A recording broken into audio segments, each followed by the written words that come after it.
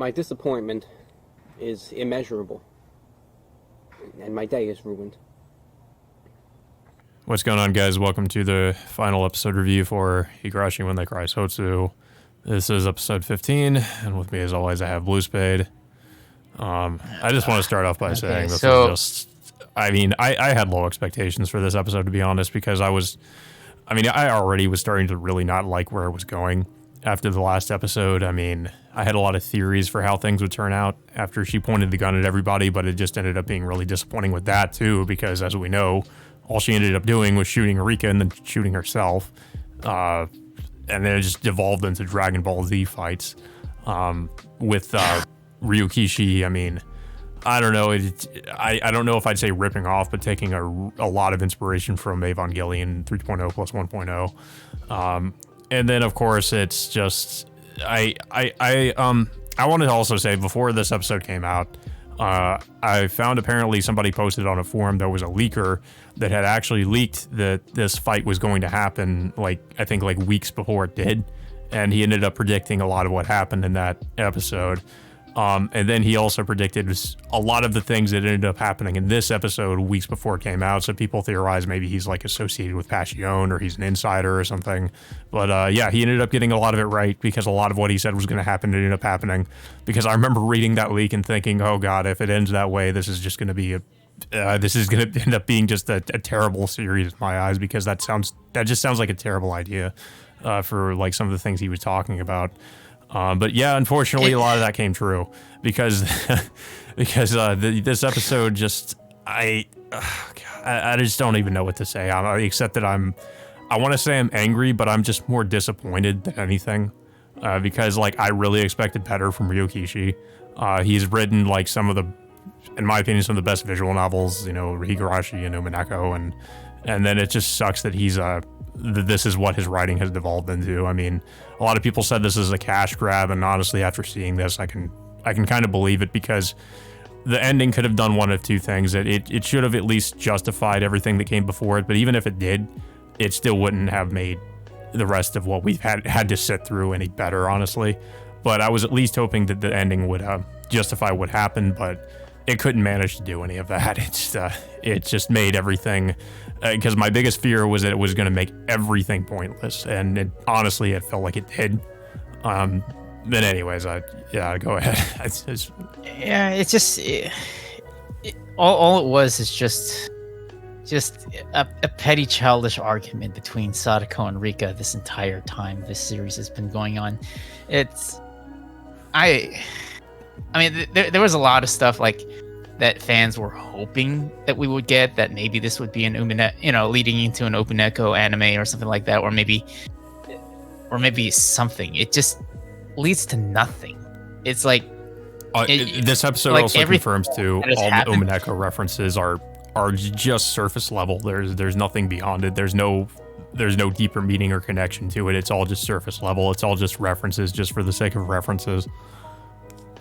I started believing that that this was never going to lead to Umineko based on what was happening with certain characters, particularly Yua, who we thought at first that she looked like Featherine, but everything that she was doing was completely contradictory to what Featherine truly is. It's she's way too involved. She's too invested with everything that's happening between Sadako and Rika, and then just takes too much joy into what she's doing, and then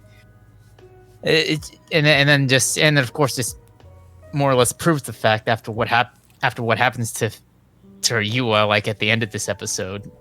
She's just pretty much okay. Well, let's actually just start how it out. Starts too with the this fight, quote unquote, between Hanyu and Featherine. Well, what happened? Okay, so the start of this episode is Rika, has the sword in her hand, and then she's about to strike Sadako with it. But then she just decides to just punch her in the face, and then just throws the sword off the bridge, which in turn allows Hanyu to grab it from in the dimension for somehow, and then Hanyu uses the sword against Yua, and then she cuts both her staff, and then slices a piece of her horn, which causes Yua to shrink into a child form of herself, almost like she's like a different version of Sadako or something like that. I don't know. I really don't know what the point of that was. I mean, she gets turned into a child, and then basically, she goes, I guess, to another dimension or something. She just leaves. And, like, it really wasn't much of a fight at all. Like, it's just, Hanyu gets buried under a bunch of furniture and then comes and just slashes her horn. And that's pretty much it. So this is a little bit disappointing with that too. I was like expecting something else to happen, or just it to be a little bit, I don't know, just. I mean, is this really the last we ever see of Yua? Unless she's not unless dead. Ryukishi is going to reuse Yua or something, and something else he does, I don't know. I mean, it's possible, but I don't know how many people even want to see her again. I don't know if she's even supposed to be Featherine or what she's supposed to be, but she was just a boring character. Like, the only point she served in the whole series was just to give Sadako her powers and to pretty much just sit back and watch everything as it unfolded, and laugh in sadistic joy with Sadako as all her friends get killed. That's pretty much all she did throughout the whole series. Just a pointless character, honestly. Yeah. So the rest of the fight is just between Sadako and Rika. It's just they're still constantly arguing and bickering. Well, over instead of about going to St. Lucia Academy. Instead of the supernatural battle we saw in the last episode, it now devolves into a fist fight between Sadako and Rika. But this time Rika is the one like kind of beating up Sadako, and I mean, it's just kind of getting tiring to watch these two just literally beat the crap out of each other. But that's what this turns into. It's just like them just beating each other up, and then of course Sadako talking about like how much she hates studying, and Rika saying, "Well, I'm going to make you study harder," basically. And that was one of the things that was included in the leak. That would be the main contention, which I can't describe how dumb that is to base this entire thing on just Sadako really not wanting to study at St. Lucia.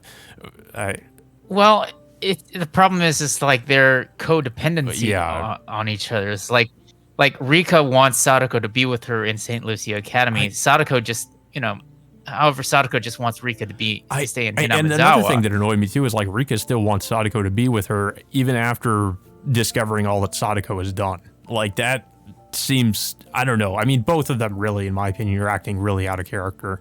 Both Sadako and Rika at this point are just acting way out of character from what I know from the original series. But at least they kind of brought up that plot point. They kind of they acknowledged briefly in this episode about like, the original Sadako and the evil Sadako. I thought they were going to go somewhere with that, but they really don't. So like it would kind of explain why Sadako's acting so strange, but they just kind of dropped that too. And then of course at the end of it, like they wake up in their like older bodies. I should mention too, because we mentioned that Ryukishi took a lot of inspiration from Evangelion, but clearly he also took a lot of inspiration from Naruto as well, because one thing I noticed, I think people brought this up as well with what the leaker was saying, was that, it was going to basically turn into the fight from the ending of Naruto, with Naruto fighting Sasuke, where like they're beating the crap out of each other, and like, Naruto is yelling Sasuke's name, and Sasuke is yelling Naruto, and that's pretty much what happens in this scene where like they're just punching each other, and Rika's yelling out Sadako's name, Sadako's yelling out Rika, and then they're both lying there with, bruised and beaten very similarly to Naruto and Sasuke lying next to each other the same way. So it's, I mean, I just thought that was so lazy. Like, why would you, of all the things, why would you take that, like, that scene and just, yeah. And then soon afterwards, like they're both found by Keiichi, Mion, and Rena, like, and they were wondering like why they ended up fighting in the first place. So they take the drive back, back home, and then Sadako and Rika pretty much resolve their differences after, Keiichi and the others pretty much tell them that they should move on from one another, but still remain friends in the end. And that's pretty much what solves it. Yeah, This whole conflict, the entire 2 seasons that we've watched this, just ends with that, just a conversation between, just being told by their old, by older friends about like how just essentially like just grow up. Yeah, that's it. And I know the whole theme of this apparently was like sometimes friends grow apart, and like that's fine, but the way it was executed was terrible. I mean, and the other problem too I have with the series is that it was mainly focused, like, the main focus was Sadako and Rika. And I mean, again, that's fine, but like they completely, like, all the other characters, like, it felt like they contributed pretty much nothing to the entire series because they were only there just to be pawns for Sadako. Sadako, like, would just inject one of them with the syndrome and they would go crazy and, just kill a bunch of people. And that's basically what they were there for. In the original series, they served a purpose. Like, they were all there to help each other out.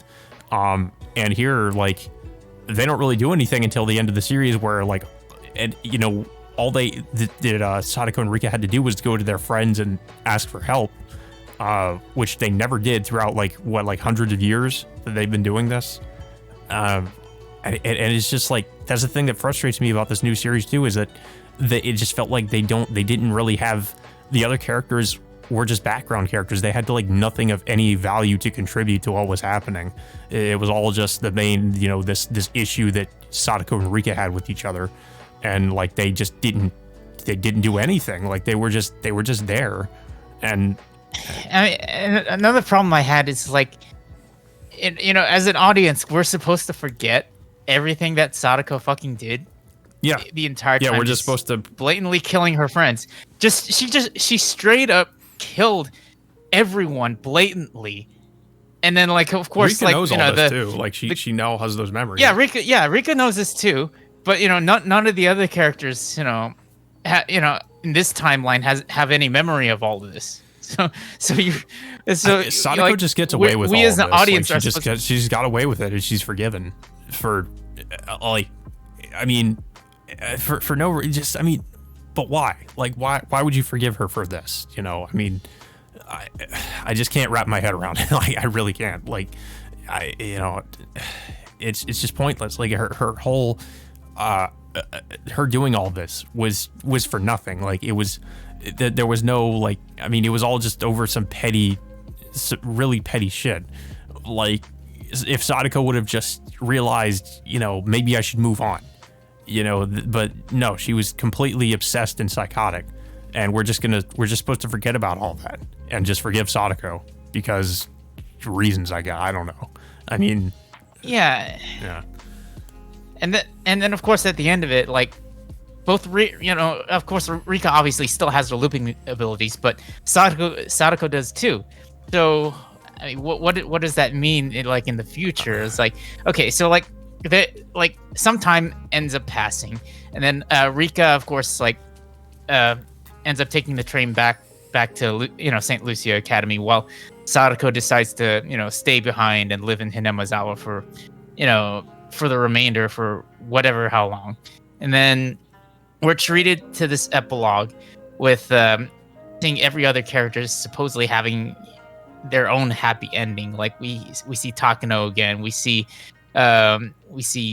Sadako's uncle, still pretty much still turned over a new leaf after everything that's happened. And then we also see Satoshi somehow recovering from the advanced stages of his syndrome without any explanation as to why or how he's able to recover from that. All of this feels like I said, just really unearned. Like, everybody, we get to see them have a happy ending. I mean, we already saw that, though. I mean, it was back in Higurashi Kai, where they pretty much did get a happy ending, but I mean, I guess we have to be shown in more detail or something. I mean, like with the I mean, there's a scene where I guess it implies that Takano and Tomitake are together or something, which we could have assumed that much from their relationship in the original series. So it's like, I don't even really think it's something we needed to see. It's just that another problem I have with the series is that it feels the need to basically spoon feed everything to us, instead of us having to figure it out by ourselves. Like, we need to be shown everything. This could have had at least maybe a few more episodes for this last arc to breathe. Like, compared to Higurashi Kai, it's like we've had all these different answer arc episodes, and then they finally had a finale arc that lasted like at least maybe half a dozen episodes at least. Involving like Hanyu being involved, and then helping out like resolve like the conflict between the Rika and her friends against Takano, and then they just ended off on there with a happy ending, of course. Yeah. But then they only give us 2 episodes. Yeah. And then that's just pretty much it. They don't really give us anything else after this. I mean, they just it would have been different if they didn't go over the Neko Damashi arc again, the one that we saw from Go. I would say we could have just skipped that. We could have cut that completely. But I feel like the biggest problem is that they wasted time. And if things were a little bit more concise, if they cut out more stuff, we probably could have gotten more new content. But they decided to just, the pacing. The pacing has been like a huge issue for this series. It's been, it's really just gone so freaking slow for like both with Go and Sotsu. I mean, Sotsu did have like a slightly good start with the first arc. Well, I keep forgetting the demon revealing chapter involving Rena in her perspective. And of course, like the cotton revealing chapter, kind of fixed a lot of stuff we had complaints with, back in Go. But then soon afterwards, it just went downhill. Soon afterwards, with the curse revealing chapter, which is putting too much focus on Sadako, and then just constantly hammering on the point that that she's evil. Like, yeah, we know that. So why? That's another thing too. Why people are were you pointing out is that in the original series there was a lot that was kind of mysterious about it, and there were some things left up to your interpretation. Here, there's just really nothing left up to your interpretation. Everything has to be shown to you, including just how evil Sadako has become. Like, we need to be reminded constantly of just how evil she is now. Mm-hmm. And then of course, it's like almost the last straw was just that redoing the Neko Damashi arc again. And like, why do we need to see that? And then the confrontation between Hanyu and Yua was just lackluster at best. It's just like it didn't lead. I don't think it led anywhere, to be honest. And I don't know if they have any intention of following up on this, which honestly I don't even think there's should. no reason to. I mean, I don't really think there's anything else you can do with it. I mean, like, I honestly, like, I would just, but yeah, like, the way this ends is just, all of, I think what Sadako and her uncle are like, are planning to have like a party, and then everybody, I guess, is going to join them. And that's pretty much how it ends. Like, it's just, and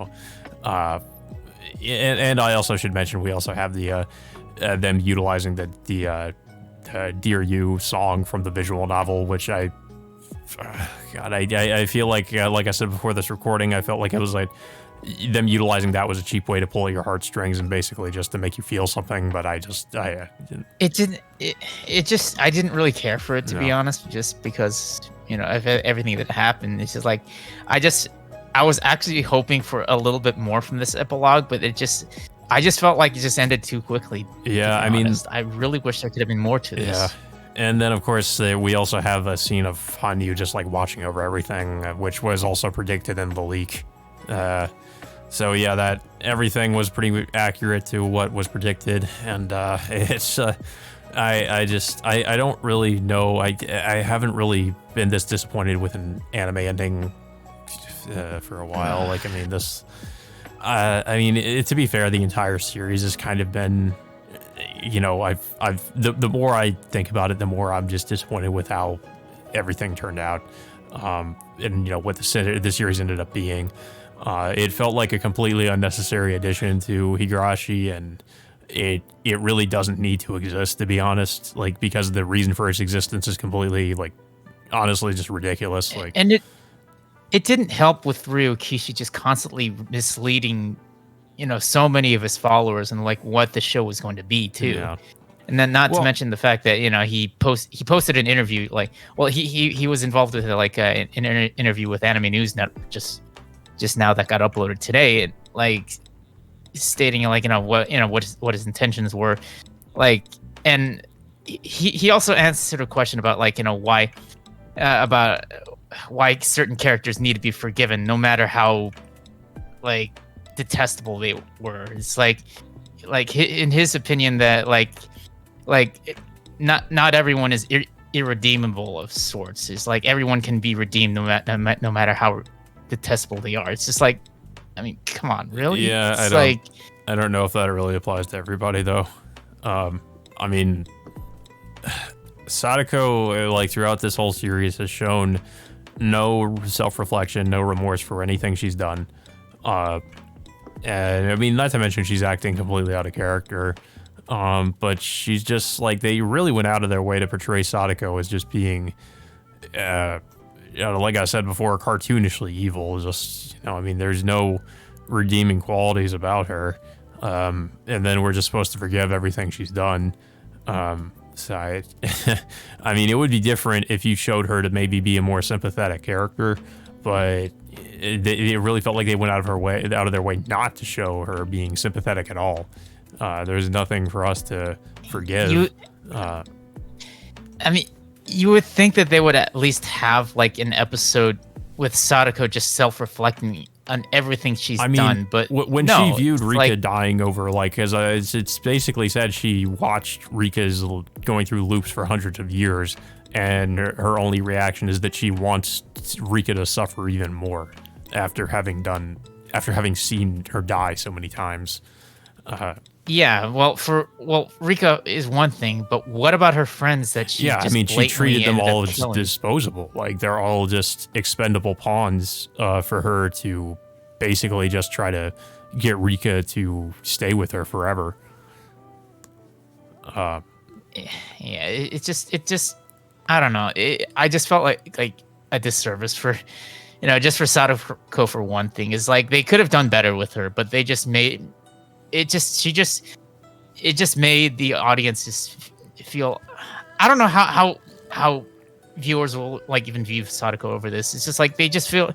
It just feels like they could have given her something to make her redeemable, but you just left it off in a point where like you're just letting her get away scot-free from everything that she's done to everyone. Yeah, like there's no consequences. Even if they don't technically know what she did, she technically still did all that stuff for centuries, or God knows how long she's really done that. Yeah.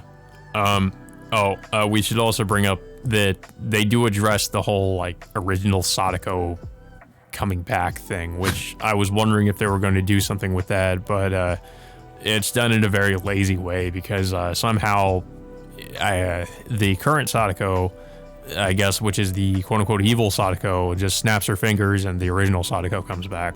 Even though in that one episode it showed that evil Sadako, I guess, killed original Sadako. But I guess I don't know. I guess she can just easily bring her back if she wants to.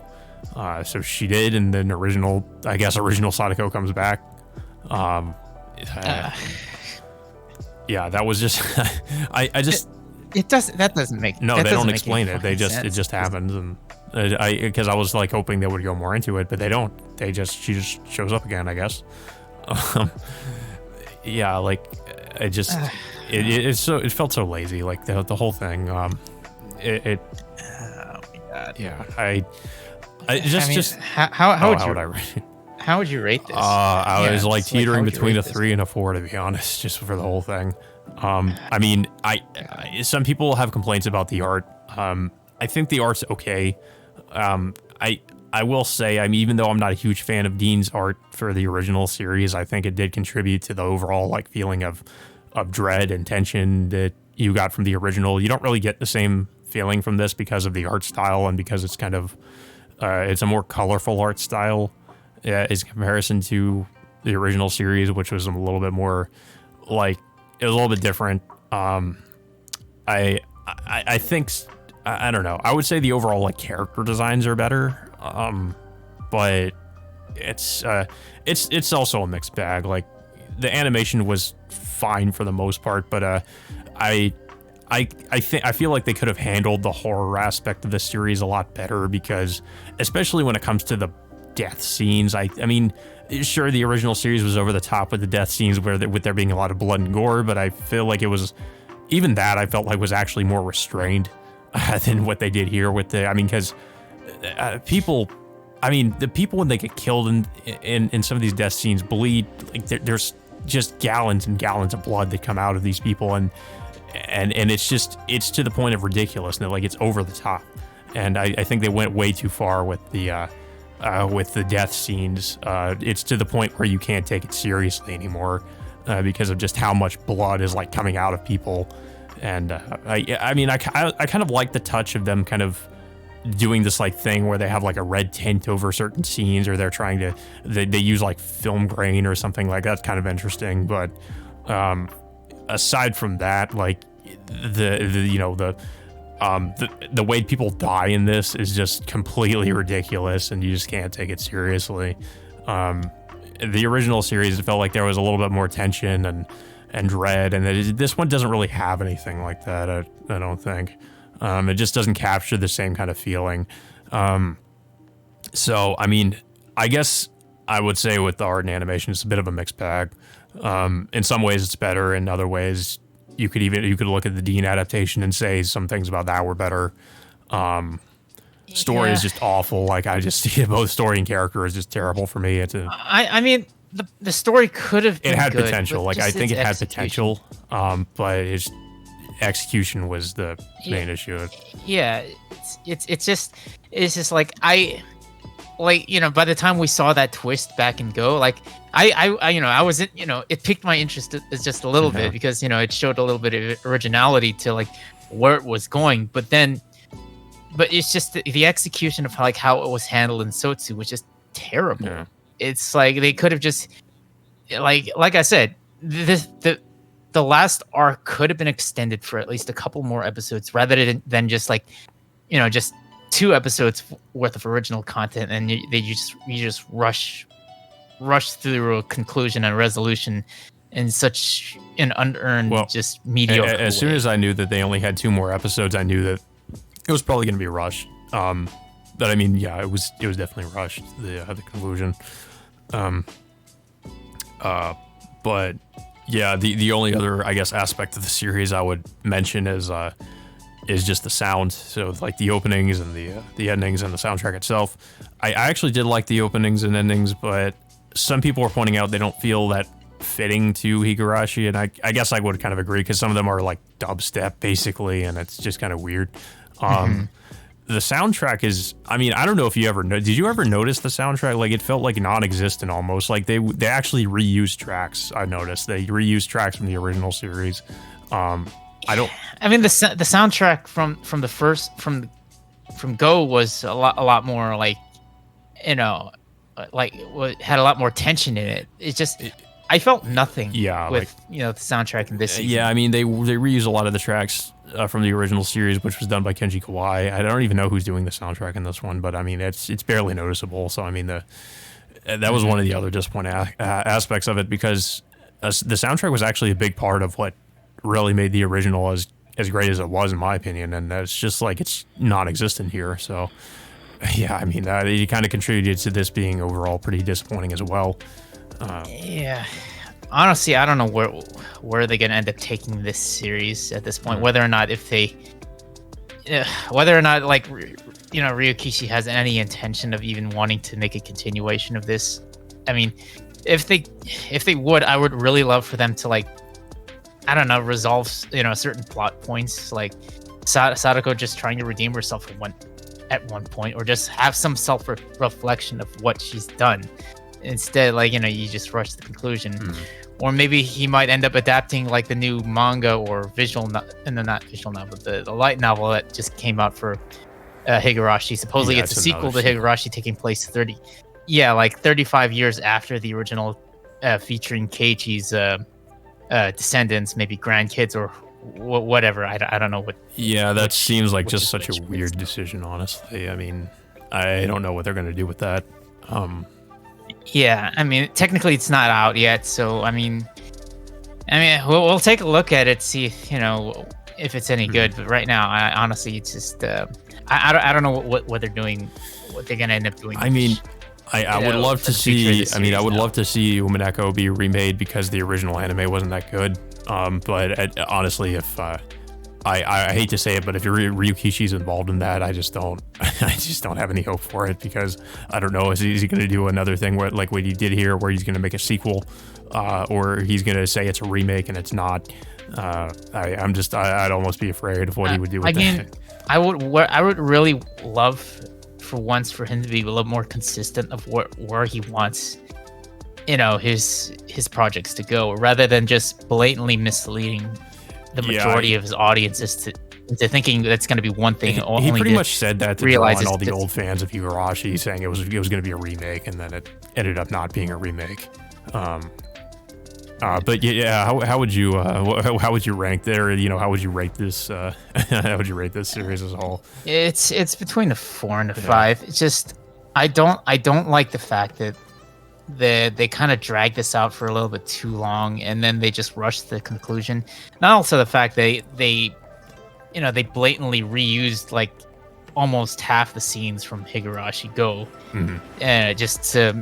just like pretty much for almost half of their episode, just as like reused materials, and then like it just forced me to like constantly skip through scenes because I already watched them, for one thing, even though like there's some like differences, tad bit of differences like here and there. It's just but still, it just didn't.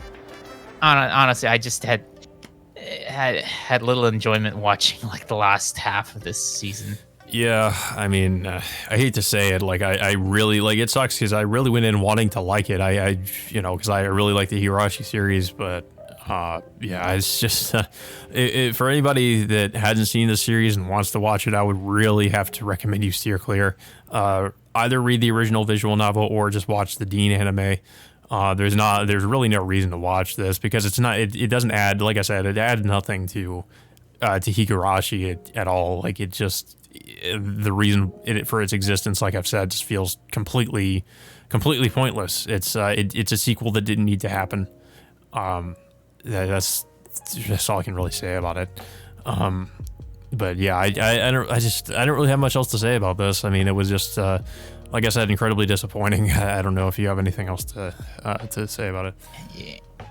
Yeah, I mean, honestly, I just this show really deserves better. Yeah. I mean, I feel like it had potential of going, with a new twist that they put in, but then the execution of that with Sotsu just completely just threw it down the toilet afterwards. Yeah, like, I mean, even with Go being the way it was, I mean, Sotsu had the chance to redeem some of the bad aspects of Go, but if anything, it really doubled down on a lot of stuff. Yeah, guys, let us know what you thought about this series in the comments, I guess, and until next time, we will see you all later.